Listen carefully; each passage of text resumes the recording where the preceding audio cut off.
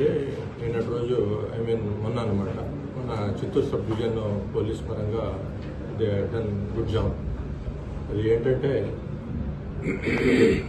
గత సంవత్సరం 2023లో జస్ట్ 3 months బ్యాక్ నవంబర్ నెలలో మన Andhra Pradesh public service commission 25th Sunday నాడు గ్రూప్ 2 స్క్రీన్ టెస్ట్ ఉందనేసి ప్రిలిమినరీ టెస్ట్గా డేట్ డిసైడ్ అయిందనమాట.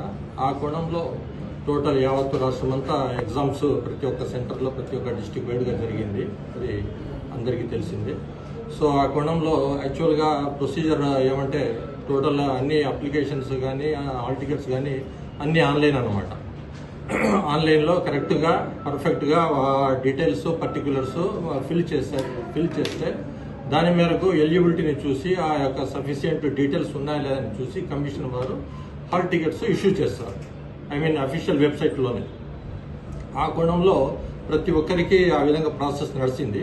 అదేవిధంగా ఒక అతను సుదర్శనం అనే అతను ఏం చేశాడంటే అంటే కర్నూలు డిస్టిక్ అనమాట. కర్నూలు డిస్టిక్ మన కృష్ణగిరి మండలము.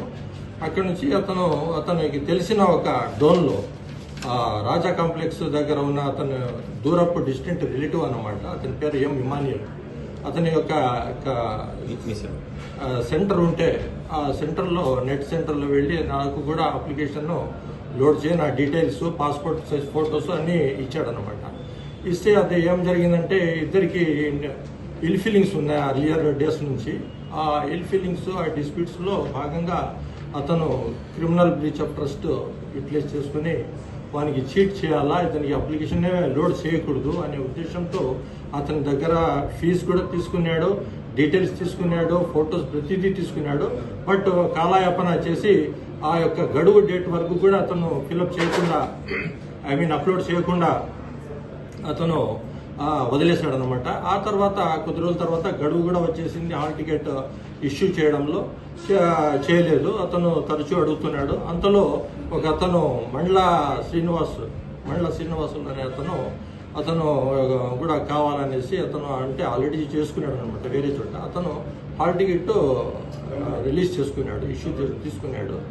ఆ కోణంలో అప్పుడు ఆ యొక్క ఒరిజినల్ అతని యొక్క ఎవరైతే మండల శ్రీనివాసులు అతను తీసుకున్న హాల్ టికెట్ బేస్ చేసుకుని అతని యొక్క డీటెయిల్స్ను అతను పెట్టుకునేసి అతని యొక్క PDF కన్వర్షన్ అప్లికేషన్ నుంచి మన MS Word అప్లికేషన్లోకి డైవర్ట్ చేసుకునేసి టోటల్ డీటెయిల్స్ ఎడిట్ చేసి ఇతని యొక్క ఫేక్ ఫోటో అండ్ డీటెయిల్స్ అన్ని అప్లోడ్ చేసి ఇతనికి డూప్లికేట్ హాల్ టికెట్ ఇవ్వడం జరిగింది.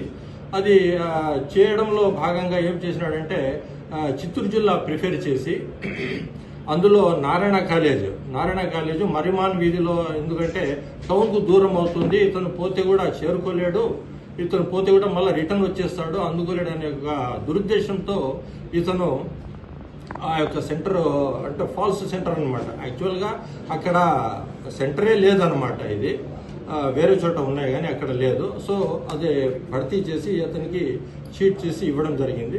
అప్పుడు అతను తెలియదనమాట. యాక్చువల్గా వచ్చి అతను పరిగెత్తిపోయి వెతికితే ఎక్కడ కూడా అది ఐడెంటిఫై కాలేదు. తర్వాత మన లోకల్ కమిషన్ వాళ్ళకు కాంటాక్ట్ చేస్తే లేదు, ఇది తప్పు, ఇది ఎవరు ఇచ్చారు మీకు, ఎలా వచ్చింది మీకు హాల్ టికెట్, సెంటర్ అక్కడ మరిమాన్ వీధిలో నారాయణ కాలేజ్ అనే దాంట్లో లేనే లేదు, అక్కడ ఇది రాంగ్ అనేసి అప్పుడు ఆఫీసర్ల నోటీస్కి వస్తే అప్పుడు ఇమ్మీడియట్గా మన EPSC సర్వీస్ కమిషన్ చైర్మన్ మన గౌతమ్ సావంగ్ సారు వాళ్ళు నేరుగా మన SP గారితో మాట్లాడటము, SP గారికి ఎండర్స్ చేయడము, ఇది చాలా సీరియస్గా తీసుకోవాలి ఇలాంటివన్నీ, దీని వెనకలింగా ఎవరున్నారో కూడాను అది రూట్స్ కొద్దిగా సెర్చ్ చేసి పర్ఫెక్ట్గా ఇన్వెస్టిగేషన్ చేయమంటే అప్పుడు మన SP గారు మన చిత్తూరు సబ్ డివిజన్ రాజగోపాల్ రెడ్డి గారికి కేసు ఎండర్స్ చేయడం జరిగింది. మీన్వైల్ ఒక టీం ఏర్పాటు చేసి 1 CI Vishwanath Reddy and team ఇమ్మీడియట్గా అందులో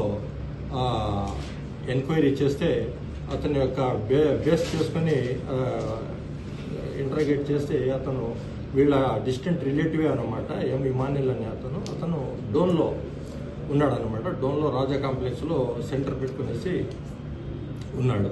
సో అప్పుడు అతనికి ఇంటరాగేట్ చేస్తే స్టోరీ అంతా చెప్పుకుంటూ వచ్చినాడు. నిజమే సార్, నేను చేసింది వాస్తవమే, మాకు వాళ్లకు ఫ్యామిలీ పరంగా డిస్ప్యూట్స్ ఉన్నాయి కాబట్టి అతనికి దురుద్దేశంతోనే ఈ విధంగా క్రిమినాలజీ చేయడం జరిగిందనమాట.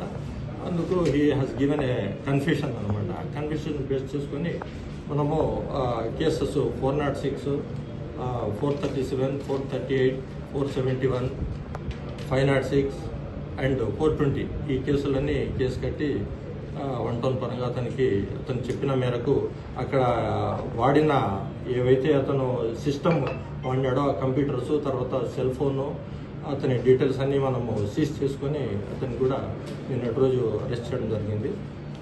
సో ఈ కోణంలో మా ఎస్పీ గారి యొక్క చొరవ, వారి యొక్క ఆదేశాల మేరకు తర్వాత చేసిన టీంకు చాలా రియల్గా కంగ్రాచులేట్ చెప్పడం జరిగిందనమాట టీంకు.